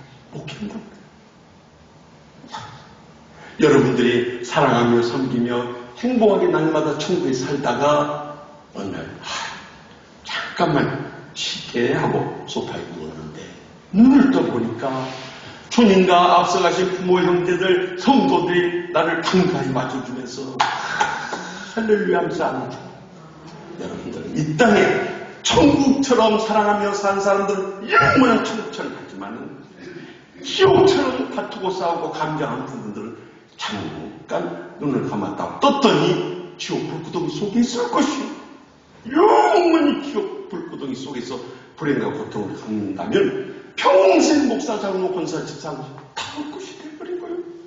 그렇기 때문에 오늘 밤에는 원수 다 용서하고 주님의 십자가의 사랑을 끝까지 사랑하며 섬길 때 여러분의 학생들이 천국의 축복과 행복의 감격 속에 살다가 영원한 천국에 이르게 될 줄 확실히 믿습니다. 마지막으로 본문 9절의 10절 말씀 다 같이 있습니다. 서로 대접하기를 원망을 시하고 각각 은사를 받은 대로 하나님의 여러 가지 은혜를 맡은 선한 청지할 서로 봉사하라. 아멘. 이제 마지막으로 해야 할 것은 선한 청지, 봉사라는 거예요. 여러분, 청지기는 주인이라는 뜻이 아니에요. 영어로 스튜어드라고 해서 관리인이라는 뜻이에요. 우리 인생의 주인은 주님밖에 없는 줄 믿으시기 바랍니다. 우리는 이 땅에 사는 동안 그것이 내가 주인인 줄 알고 관리입니다. 우리의 생명도 주님이 주인이시기 때문에 주님이 불러가서 다 그날로 쓰러져 세상 떠나요. 우리 건강도 우리가 지키는 것 같지만 주님이 주인이시기 때문에 우리 오늘 건강을 거둬가시면 그날로 쓰러져 버려요. 물질도 내가 애쓰고 수고해서 버는 것 같지만 주님이 주인이시기 때문에 우리가 주님 뜻하지 않은 일에 돈 쓰면은 다 걷어가 버려요. 그래가지고 전에는 참 풍성한 삶을 살았는데 요즘에는 그냥 찔찔찔찔찔 그냥 이 물질에 휘달리는 그런 삶을 살아요. 심지어 내가 낳은 자식도 내 자식 같지만 주님이 주인이시기 때문에 우리 자식들 불러가면 어떤 부모님, 조부모님도 못 붙잡아요. 우리 인생의 주인, 주님밖에 없는 줄 믿습니다. 그래서 주님이 쓰시겠다면 언제든지 내 몸과 마음과 시간과 재능과 물질과 생명까지도 바쳐줘야 그러면 그렇게 봉사하면요 우리만 애쓰고 수고하고 참 고생하는 가지만 그렇잖아요. 누가복음 6장 38절에 주라 그리하면 너에게 줄 것이니 곧 후이 되어 누르고 흔들어 넘치도록 너에게 안겨주리라. 너희가 헤아림으로 너희가 도로 헤아림을 받을 것이니라. 결국 하나님께서 천배나 만배나 여러분의 여생과 여러분의 여생 가운데 갚지 못하면 자손되도록 갚았을 줄 믿습니다. 제가 미국서 유학생활 7년여 하다가 이렇게 와서 보니까 미국의 크리스찬 재벌들하고 한국의 재벌들하고 천지 차이. 미국의 재벌들은요 죽기 전에 유서를 써가지고 변호사 통해서 공증을 받아요. 유산을 다 하나님께 바치고 나누고 베풀고 자식들한테는 조금 줘. 그래도 그거라도 얼마나 감사해요. 기독교 문화 속에 살기 때문에 정말 뜻있게 살기 때문에. 근데 한국의 재벌들은 유교의 가문의식에 사로잡혀가지고 자식들 위해서 쓰지도 못하고 다 벌기만 하고 모으고 쌓아놨다가 어느 날 갑자기 세상 떠나니까 그날로 유산 쟁탈전이 벌어져요. 그래서 우리나라 재벌의 자식들은 사회적으로 집안이 단 한 집안도 없어요. 그렇지 않아요. 신실한 가정이에요. 봐보시오. 우리나라 재벌들 서로 싸우고 다투고 제사 따로 드리고 고소하고 고발하는 그런 철천지 원수 형제들이에요. 내가 그 예를 들어드릴게요. 삼성, 현대, SK, 롯데, 한진, 금호, 효성, 대림. 내가 오늘 하루 종일 밤새워서 세고 있어. 밤새워서. 망할 사람들이요. 그 사람들이 진정으로 행복하고 축복된 게. 여러분, 매일 원수들 대하면서 살아가니 그건 지옥 같은 삶을 사는 거예요. 그런데 주님 앞에 바치고 나누고 베풀고 섬긴 가정이 있던 거예요. 저는요, 저희 부모님이 장로님 권사님이셨어요. 우리 아버지는요, 전라남도 해남도 하오면 장충리 244번이라 일제시대 어려운데 우리 할아버지 할머니가 그렇게 찢어지게 가난하게 뭔 금술이 좋다고 자식을 9명 낳았어요. 9명. 나 이해할 수가 없어요. 근데 또 한편으로 사랑의 마음으로 받아들이고 또 이해도 돼요. 밤에 TV도 없고 할 것이 뭐가 있어요. 그래 자식을 9명 낳았는데 아니 먹여 살기도 어려운데 우리 아버지가 이 전염병이 마을에 닥쳐갔던 형제 둘을 잃어버렸어요. 군함의 자동 장난이고 이제 큰아들로서 동생들을 먹여 살려 도저히 안 되고 그래서 우리 아버지가 할아버지 할머니한테 하기 인사를 드리고 도해지로 일자를 찾아갔어요. 목포로 무안로 이렇게 갔는데 며칠 줄 굶으면서 갔는데 해방 직후라서 일자리도 없어요. 그래야 쫄쫄 굶으면서 오갈 데가 없는데 무안 읍내에 이르렀는데요. 야, 이렇게 녹십자 사인이 보이는데 저기 들어가면 도움을 받을 것 같은 강렬한 이 감동을 느꼈어요. 그래서 무작정 들어간 곳이 그때 무안군에 하나밖에 없는 성우원이라는 병원이었어요. 그래서 원장선생님 붙잡고 제가 저기 땅끝마을 산골에서 왔는데 오갈 데가 없어서 그런데 여기서 숙식만 해결할 수 있다고 해달라고 사정을 했어요. 원장선생님 보니까 빼짝 많은 청년이 불쌍한 거예요. 그러면 우리 집에 기거하면서 허드렛 일 돕도록 하소. 당근 나를 따라서 교회는 나가야 해. 그러더니 알고 보니까 무안군에서 제일 큰 무안읍교회 장로님 권사님 가정이에요. 그 원장선생님 네 분을 만난 것이 우리 집안이 자손 대대로 이 복을 누릴 수 있는 축복의 통로가 될 줄 믿으시기 바랍니다. 그래서 우리 아버지는 너무 감사하고 감격했어요. 그 다음날 새벽 기도부터 따라 나가는 거예요. 다른 종들은 다 자빠져 자고 있는데 우리 아버지는 일찍 일어났어요. 교회는 나가야 한다고 새벽 기도다. 갔다 와서 마당 다 쓸고 닦고 또 병원에 가서 병원에서 제일 굳은 일이 뭔지 아십니까? 이 수술하고 나면 수술 때 피부로 낭자하고 햇볕을 다 쓸고 닦고 또 수술복 세탁하고 소독하고 또 손거지 붕대 처치하고 또 수술실 청소하고 소독하고 이 굳은 일 도망치 원장선생님 보니까 마음에 들어버려요. 사람이 착하죠, 성실하죠, 열심히 있죠, 책임감 강하죠, 인물 받쳐주죠. 왜 웃습니까? 저를 보면 아시겠잖아요. 저희 아버지는 인물이 더 좋으시죠. 그래 원장선생님이 허드렛 시키니 너무 아까운 거예요. 그래서 공부를 시켜준 거예요. 그때만 하더라도 그 이전에 병원에서 수련한 사람들이 의사고시를 가서 의사가 되던데 근데 의학 전문 학교가 생겨버려요. 의전이 생겨가지고 그 시험이 폐지가 돼버렸어요. 그런데 약종상 면허라고 요즘은 약사 면허 시험만 남아있었어요. 약대가 아직 안 세워져요.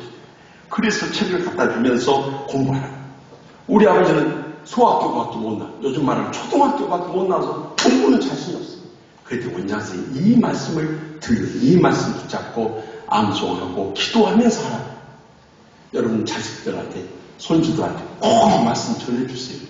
저도 미국 갈 때 우리 아버지가 이 말씀 주셨어. 제가 프린스턴 가서 공부할 때 어떻게 시험 본지 몰라서 한 과목만 B 플러스 맞고 석사, 박사가 전부 A학점 맞기를. 바로 그 말씀. 우리 딸 유학 갈 때도 내가 너희 할아버지가 아버지한테 들려준 말씀, 너도 이 말씀 붙잡고 우리 딸도 가서 전부 A학점 맞았다고 했다니까요. 별로 안 믿는 표정들을 짓고 계시요. 그래가지고 그 말씀을 붙잡고 그 말씀이 바로 야고보서 1장 5절 말씀. 너희 중에 누구든지 지혜가 부족하거든 후히 주시고 꾸짖지 않아서 하나님께 구하라. 그리하면 주시리라. 그래서 우리 아버지는 그때부터 하나님의 지혜를 구하고 하나님의 영광을 위해서 이 약종상 면허시험 합격하겠다. 그래서 우리 부모 형제들도 다 먹여 살릴 수 있게 달라고 기도를 시작. 1년 뒤에 전라남도에서 약종상 면허를 18명 허가를 해주는데 시험을 하는데 어떤 학생들은 모르니까 막 연필도 굴리고 난리. 우리 아버지는 시험지 붙잡고 기도했다라는 한 문제 아니고 다 풀어놓고 모르는 문제는 한 문제만 주여 답을 가르쳐주셔서 하나님의 영광을 드러내게 해주시고 우리 부모 형제 먹여 살릴 수 있도록 해주시고 하면 면허를 기도했대. 그래 합격자 발표할 때 가서 보니까 수험 번호가 붙었게요 떨어졌게요. 모두 그리 잘했어요. 깜짝 놀랐네. 그걸 보는 순간 눈물이 하얘졌어요. 이제 저 산골에 부모 형제 먹여 살릴 수 있다. 그래서 이제 무안으로 내려왔더니 원장 선생님이 축하한다고 하면서 여기 무안으로는 약방이 있으니까 그거는 나주군의 약방을 차렸어요. 그런데 자네가 뭔 돈이 있는가? 내가 약값은 대줄 테니까 자네가 돈 벌면 갚든지 알아서 하소.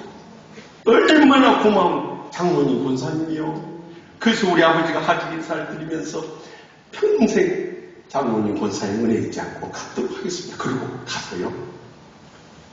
그 약방 이름, 그 사이 믿음이 3장이야. 약방 이름, 요한복음 3장 16절에 근거해서 영생당 약방이라고 지어버렸어요. 이름도 잘 지었어요. 그리고 거기에 교회가 없으니까 강주로 가서 전도사님 모시다. 저희 고향교회를 개척을 하고 그 총각 집사로서 교회 일만 생기면은 약방문 받아놓고 교회를 하고 교회를 끝나고 와서 약방문 연대서 하나님이 복을 주니까 날로 잘 되는 거예요. 그러던 어느 날 원장선 전화 왔어요. 김이 상미한테 있으니까 무안으로 좀 내려오소. 그래서 가서 이제 큰절 올리고 무슨 일이십니까? 그랬더니 원장선이 그러더라고요. 자네 우리 큰딸 인순이 알제 그러시죠. 아다요. 광주서 공부하다가 이제 방학이 돼서 학달이 여기로 오면 자전거로 모셔오고 모셔다 드리고 있는데 자네 우리 큰딸 인순이를 어떻게 생각하는가? 그러더라고요. 그래서 느낌대로 큰딸님처럼 마음속 착하고 정말 효성 두텁고 신앙심 깊고 그렇게 공부 잘하고 아리따운 따님이 어디 있습니까? 그랬더니 원장선생님이 그러더라고요. 자네가 우리 큰딸 인순이를 맡아주지 않겠는가? 우리 아버지는 놀라서 넘어진 거예요. 왜냐하면 그 집안은요, 이 만석군 대치주의 집안. 우리는 산골에 찢어지게 가난한 집안. 그 집안은 선교사님들을 통해서 선교해가지고 그 원장님 아버지는 집사였고 그 원장님은 장로님 권사님. 우리 집안은 저 산골에서 정한수도 넣고 피나이다 하는 집안. 더욱이 그 집안은 의사 집안이고 우리는 그 밑에서 종살이하는 조수 집안이고 이게 상대가 되냐 이 말이에요. 그래 우리 아버지가 너무 감격해 가지고 한국 무지로 소이다 간주시지 마시옵소서. 그 따님하고 결혼해서 낳은 아들 바로 저였죠. 그러니 얼마나 못 받았어요. 할렐루야. 그래가지고 우리 부모님이 결혼하자마자 산골에 있는 부모 형제 모셔다가 강주에다 살림집 차려주고 거기서 동생들 초등학교를 다 보내고 그러면서 너희들 앞으로 결혼할 때까지 내가 뒷바라지 할 테니까 앞으로 우리 집은 전부 예수를 믿는 거다 선포를. 그래서 아버지 형제 밑으로 장로님이 7분 나오고 권사님이 12분 나오고 목사인 저까지 나오고 나머지는 다 집사예요. 집도 다 샀어요. 그래가지고. 그러니 얼마나 영적인 은혜를 받았나 이 말이에요. 그리고 아버지가 야곱의 팔을 디딤으로 해서 작은 아버지, 고모 이런 분들이 전부 의사, 약사, 간호사. 우리 오남의 형제들 또 의사, 약사, 한의사, 간호사, 목사가 되는 거예요. 얼마나 복을 받았냐 이 말이요. 우리가 무슨 역사와 전통이 빛나는 집안도 아니고 무슨 머리가 뛰어난 집안도 아니고 무슨 뼈대가 있는 집안. 뼈대라고 속뼈밖에 없어. 속뼈밖에. 어떻게 이 복을 받았는가? 그것을 간증하려고 합니다. 참 감사한 것은 훌륭하신 장로님, 권사님을 부모님을 줬다. 우리 집 가훈은 우리 아버지가 지으셨는데 첫째 하나님 중심, 둘째 성경 중심, 셋째 교회 중심. 그래서 가장 먼저는 우리 부모님은 예배를 목숨과 같이 소중하게 했어요. 사실 그것은 우리 부모님만이 아니에요. 옛날에 한동기 직분자들은 공례배에 안 빠졌어요. 요즘은 어떡합니까? 주일 아니면 딱 나오는 거예요. 완전히 날라리 장로, 안숙사, 권사인데 그래가지고는 어떤 은혜도 축복도 행복도 기대할 수 없는 거예요. 이 예배를 통해서 하나님이 영광 얻으실 뿐만 아니라 하늘을 열고 믿음의 복을 모으시는데 그 예배 시간에 빠졌으면 어떻게 복을 누릴 수 있겠어요? 그래서 여러분 예배를 생명같이 귀중하게 여겨야 해요. 두 번째로 하나님 앞에 바치는 거 아까워하지 않습니다. 소득의 11조는 기본이 기본. 어떤 사람들은 특히 이단, 여호와 증인을 비롯한 이단들은 11조는 구약의 율법이라고 성경을 몰라도 너무 몰라. 여러분 구약의 율법은 모세가 시내산에서 받은 것부터 시작돼요. 구약의 첫 11조는 아브람, 적어도 500년 이전에 아브람 믿음의 조상이 그 절품의 10분의 1을 예수님을 영적으로 상징하는 의의 왕인 멜기세덱에게 바친 데서부터 시작돼서 아브람, 이삭, 야곱, 모세 그 자손들도 계속 이어져. 예수님께서도 마태복음 23장 21절에 화이실전저 의시하는 서기관과 말씀드려 너희가 박하와 해양과 근처의 11조는 드리되 이 정의와 믿음과 긍휼의 11조는 저버렸다. 이것도 해야 다시 말하면 이 공정의와 믿음과 긍휼의 11조도 잊지 말고 저것도 버리지 말아야지.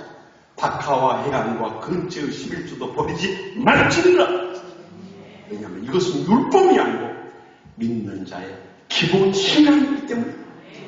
그래서 적어도 직분자들은 금년부터는 하나님의 것을 도둑질하지 말고 하나님 앞에 바치는 말라기 3장 10절에 분명히 하셨어요. 만군의 여호와여, 주님께서는 구약성경에 강조할 때 내가 너희들을 더 강조하실 때는 나 여호와이고 가장 강조하실 때 만군의 여호와가 이르노라 하시면서 하세요. 너희가 온전한 11조를 창고에 들여 내 집에 양식 있게 하고 그것으로 나를 시험하여 내가 하늘문을 열고 너에게 복을 쌓을 것이 없도록 붙지 아니하나 부라. 암송 못하면 아멘이라도 하시고 11조 이야기하니까 마음이 딱딱 잡고 아멘도 안 나와버리고 더 이상 복받을 생각하지 마.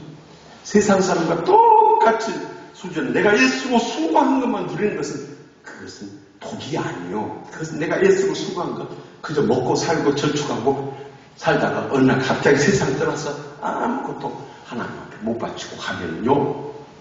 여러분들 주님의 심판대에 이렇게 말씀해요. 성경에 다 보여주세요. 마태복음 25장에 한 달란트 맡은 자에 뭐라고?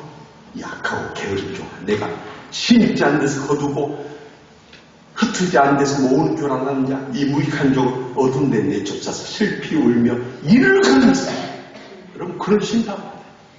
그런데 그것을 가지고 하나님 앞에 바치고 정말 착하고 충성된 종들 잘할 거다. 착하고 충성된 종아 내가 적은 일에 충성하였으니 많은 것을 내게 맡기되 내 주인의 즐거움에 참여할지어다. 이 복을 그뿐만 아니라 교인들, 어려운 가정들, 우리 부모님이 다 도와주고 쌀 떨어지면 쌀 떨어지는 가정 쌀 팔아주고 애들 등록금 없다면 등록금 대주고 남편이 수술하면 수술비 대주고 또 사고 치면 보상금 대주고 나는 어렸을 때 이렇게 200여 명 모이는 우리 고향교회 부모님이 선임 장로님 권사님으로서 하는 걸 보면요, 야, 우리 부모님 복 받을 말이었어. 그뿐만이 아니에요. 최종도 잘생겼어요. 우리 아버지가 이제 야곱의 축복을 받고 나주군뿐만 아니라 그 인근에 영암군, 강진군, 한평군, 무안군, 광산군까지 몇 개 이 군에 약 도매업을 하셨어요. 그런데 서울에 있는 제약사나 광주에 있는 도매상에서 선물이 그때 많이 들어요. 주로 먹을 것 선물이에요. 50년처럼. 그러면 바나나, 파인애플, 오렌지, 미제, 과자, 중국빵, 일본 모나카 이런 거 들어오면 저는 어린 마음에 오늘 저녁에 맛있는 거 먹겠다 하고 기다리고 있어요. 그러면요, 해질머니 우리 어머니가 그날 들어온 선물을 다 정리해요. 절대 값비싸고 진기하고 맛있는 거 우리 자식들 안 줬어요. 딱 싸가지고 어시가 목사님한테 갖다 드리라. 전 신부. 그래서 제가 저희 어머니한테 엄마 왜 엄마는 자식들한테 맛있는 거 안 주고 맨날 목사님한테 갖다 바치라고 그래? 그러니까 우리 어머니가 그때마다 취중이 가장 귀한 거 드셔야 된다 그랬어요. 그래서 저는 어렸을 때 제일 미운 사람이 목사였어요. 맛있는 거 다 뺐습니다. 그렇다고 해서 내가 그거 다 심부름 하면서 전해줬을 것 같아요. 많이 뛰어먹었어요. 지금이 와서 진실을 밝힙니다. 우리 부모님도 천국 가셔서 듣고 알았을 것이에요. 바나나 한 달만 이렇게 싸주면요, 가면서 뛰어먹을 국리를 하면서 가는 거예요. 들고. 그래가지고 양쪽 3개씩 뛰면 형체가 슬림해져. 2개씩만 딱 떼는 거예요. 그래도 4개 건지는 거예요. 근데 문제는 옆구리 처리하는 게 기술. 장모님 어떻게 하면 옆구리 처리할 수 있겠어요? 칼로 깎아. 예? 칼로 깎아버려. 칼로 깎아버리면 뗀 자국이 나와버리지. 도둑질 못하겠더만. 제가 초등학생 때 어떻게 그 생각을 했는지요. 그 뗀 자국을 없애기 위해서 풀밭에 가서 옆구리 비벼버렸어요. 그대로 도색이 돼버리고. 난 정말 어떻게 그 초등학교 3, 4학년 때 그런 생각을 했는지. 내가 목사 안 됐으면 정말 걱정되는 사람이에요. 그리고 오렌지는 개수로 쳐. 5개 주면 2개는 풀 속에다 숨겨놨다가 3개 갖다 주고 2개는 오면서 까먹어. 근데 제일 띄어먹기 어려운 과일이 뭔지 아십니까? 파인애플. 건들면 무서워요. 그러니까 이제 못 띄어먹는 나는 진짜 목사욕 엄청나게 하면서 간 거예요. 혼자 다 처먹고 뱉어져 뒤져버려. 내가 목사욕 하다가 목사들 이고생하면서. 그런데 지금 와서 보니까 우리 부모님이 주의적으로 잘생긴 거예요. 그래서 평생을 복을 누렸을 뿐만 아니라 우리 자손들까지 다 잘 됐어요. 근데 저는요, 우리 아버지를 더 사랑하고 존경하게 된 것은 부모님이 돌아가신 다음이었어요. 우리 아버지가 12년 전에 84세를 이뤄 천국을 떠났는데요. 이제 장례를 우리 교회장으로 잘, 그때는 이제 서울로 올라와서 내가 부모님 모시고 살아요. 교회장으로 잘 치른 다음에 우리 아버지 통장을 어머니 통장으로 오픈해가지고 이체를 가져서 딱 보니까 나는 고향 집이랑 창고랑 약방이랑 다 처분했으니까 10수억은 있을 줄 알았어. 그리고 13년 모셨던 저에게 그래도 다른 형제들은 다 잘 사니까 아들 목사한테 좀 띄워놓고 갈 줄 알아요. 근데 가서 보니까 2천여만 원 남아요. 그래서요, 내가 가지고 와서 우리 어머니한테 여쭤봤어. 어머니, 아버지 통장에 2천여만 원밖에 안 남았어요. 그랬어요. 그때 우리 아버지가, 우리 어머니가 고향 떠날 때 이야기를 들려주시오. 내가 그때 듣고, 우리 아버지는 정말 위대한 장모님이라는 걸 알았어. 고향을 떠나고 이튿날 저녁에 우리 아버지가 우리 어머니한테 그러더라고요. 여보, 우리가 타양에 와서 50년 동안 약방하면서 부모님, 형제들, 우리 자식들까지 다 복받고 잘 됐는데 우리가 여기서 더 건져갈 거 뭐가 있겠습니까? 이 다 처분한 돈 고향교회 바치고 갑시다. 그랬어요. 우리 어머니는 그 돈으로 서울 가서 떵떵거리면 잘 꿈에 부풀었는데요. 그걸 바치고 가자니까. 한순간 그 꿈이 산산조각이 된 거 아니요? 그런데 우리 어머니가 그랬다. 당신이 고생해서 본 돈인데 당신도 떠나시오. 그 떠나오는 날 이 새벽기도 나가서 강단에다가 통장하고 인감하고 빈장하고 해서 바쳐와 버린 거예요. 나중에 보니까 시신까지 세브란스 병원에 다 기증해가지고요. 그래가지고 이튿날 되니까 시신을 모시러 왔더라고요. 병원에서. 정말 저희 부모님들은 우리 자식들한테 유산 한 푼도 안 남겼어요. 내 가장 소중한 신앙의 유산을 남겼어요. 그것이 바로 오늘 본문 말씀입니다. 평생을 깨어서 기도하세요. 원수라도 뜨겁게 사랑하며 목사님을 중심으로 교회가 하나 된 일에 힘쓰고 마지막 선한 정지까지 당신의 시신까지 다 기증하는 거예요. 그것을 우리 자식들의 가슴속 깊이 심어주고 떠나십니다. 그래서 저는 이 말씀을 읽을 때마다 아버지 어머니 생각이 자꾸 나요.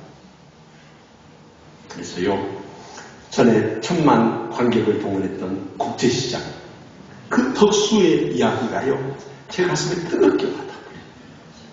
덕수가 이제 부모님과 동생들 데리고 흥남에서 피난 오려고 빅토리오를 타고 피난 오려고 하는데 여동생을 잃어버렸어요. 그래서 아버지가 내가 남아서 여동생 찾을 테니까 네가 어머니 모시고 동생들과 같이 이남으로 피난 가라. 그러시면서 다시 못 만날지 모르니까 네가 아버지 역할을 해야 된다 하고 떠나버렸어요. 그래서 부산에 정착하면서 피눈물 나는 고생을 하면서도 덕수는 아버지의 마지막 부탁을 잊을 수가 없어요. 사실은 그가 해양대학에 가서 선장이 되는 게 꿈이었어요. 자신의 꿈보다 다 버리고요. 어머니 모시고 꽃분이네 양심적 가기를 한 거예요. 그런데 동생이 서울대에 입학했는데 학비가 없으니까 그 등록금 벌기 위해서 독일 탄광에 가서 그렇게 힘줘서 몇 번을 고생을 해요. 또 여동생이 결혼하게 됐는데 혼수자금 없으니까 올란에 가서 그 전쟁통에 장애인이 되어가지고 돌아와요. 그러나 아버지와의 약속을 지키기 평생을 고생을 해요. 그도 이제는 백발의 노인이 되었어요. 하루는 어머니 모시고 동생네 가족들과 너무 잔치를 하는 날 덕수는 혼자 옆방으로 갔어요.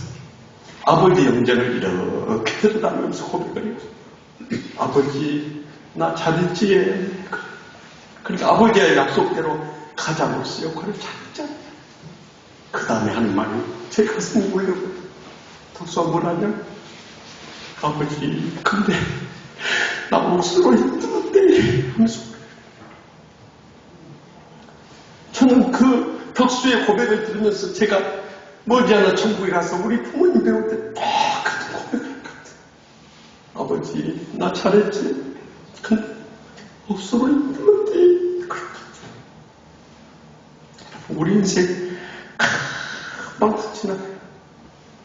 더욱이 우리가 그토록 믿고 의지하며 그리워했던 주님 품에 안겨서 그동안 평생 고생했던 마음이 사무쳐서 끄라고 눈물을 흘릴 때 주님께서 우리의 상처난 가슴 어루만져 주고 우리의 눈에 흐르는 눈물 닦아주면서 주님이 우리를 끌어안고 이렇게 말씀하실 거예요. 잘했도다 착하고 충성된 종을 하고 칭찬하십니다. 우리는 그 이상 바랄 것이 없는 거예요. 그 한마디만으로도 평생 상처받고 피눈물 흘리고 불행과 고통 속에 살았던 삶이 눈 녹듯이 녹아지고 내가 이 나라를 위해서 평생 참고 이겨내왔던 것이 그렇게 감사하고 감기해서 눈물 흘릴 그날이 꼭 다가오게 될 것입니다. 그러므로 우리는 이 땅에 천년 만년 사는 것이 아니라 언젠가는 주님 부르시면 오늘 밤이라도 떠나가야 된다. 오늘이 마지막 날이듯이 깨어 기도하고 원수라 뜨겁게 살아가고 소만 청기가 살아가야 돼. 우리 인생이 가장 의미있고 보람되고 복된 세계를 살는 줄 확실히 믿습니다. 기도하십시다. 이 시간 기도하실 때 우리 다 같이 통성으로 기도하실 제목은 하나님 아버지의 우리가 믿음으로 산다 하면서 목사, 장로, 권사로서 부끄러운 신앙생활 때가 얼마나 많이 있었습니까?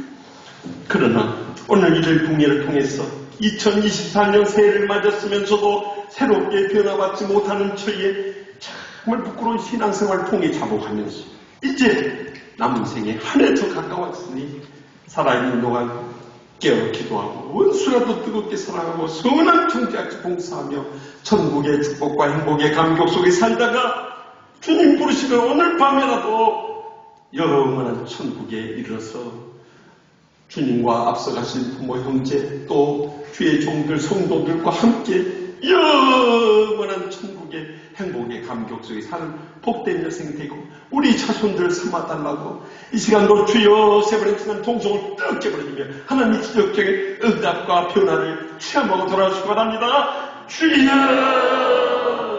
주여 주여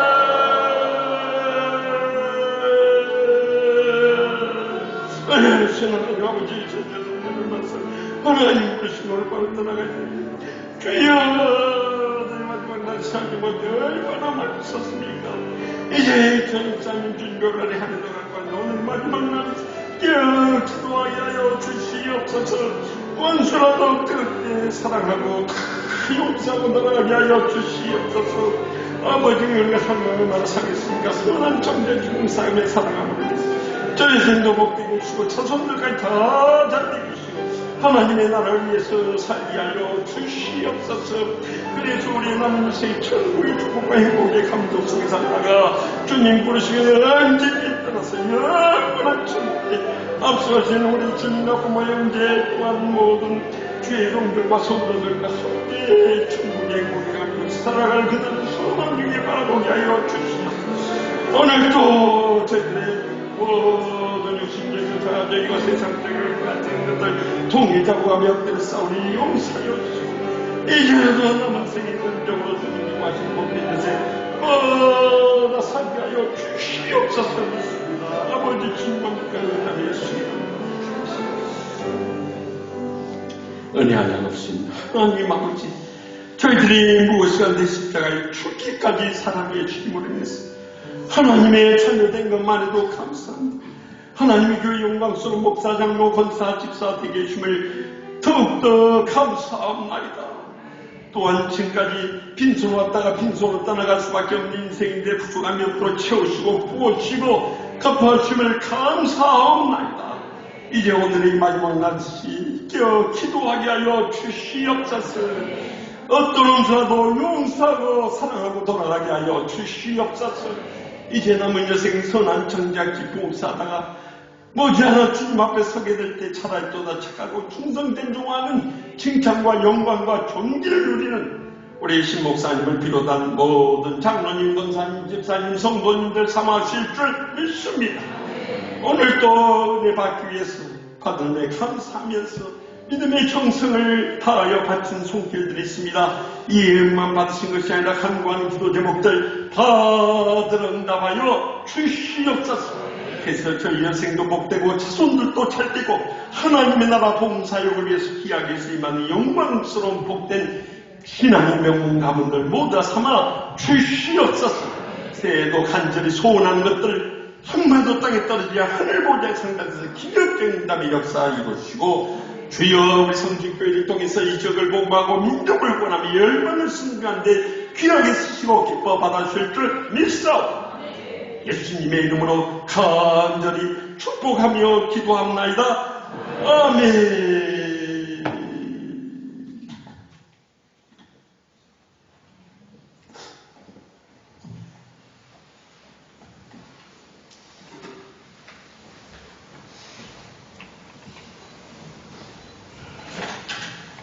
예, 귀한 말씀 전해주신 우리 총회장님 박수 한번 쳐드리겠습니다.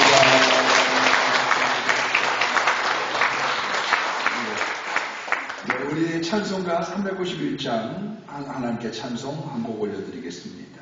그리고 우리 꽃다발 하나 준비했는데 꽃다발 증정해드리고 그리고 축도로 폐하도록 하겠습니다. 내일도 축복송이 한 번 더 있겠습니다. 예, 우리 오 놀라운 구세주 예수의 주 한번 찬양하시죠.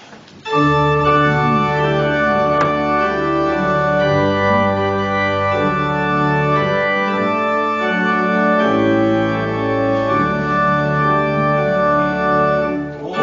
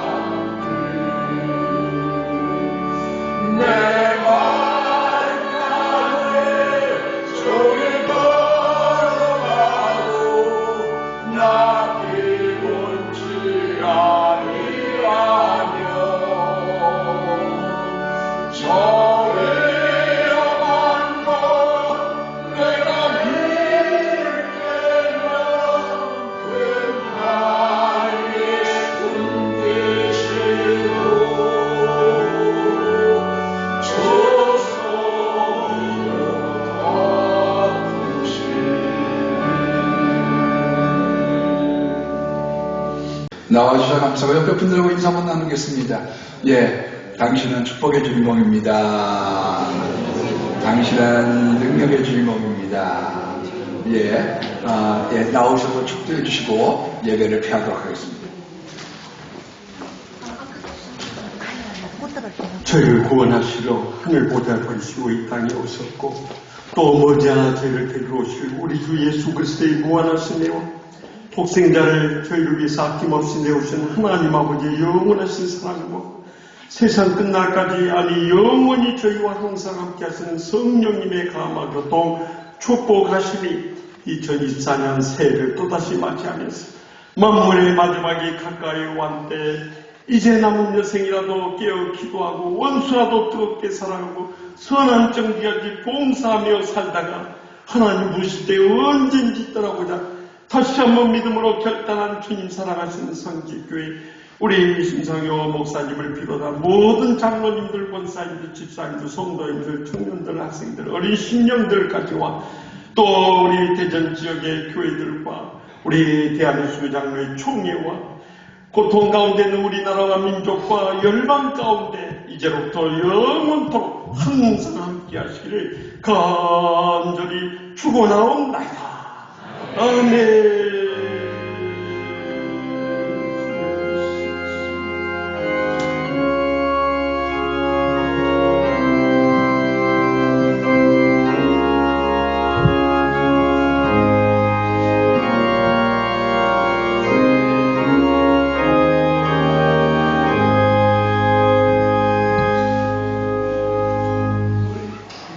지금 우리 꽃다발을 준비했는데 우리 한번 박수 한번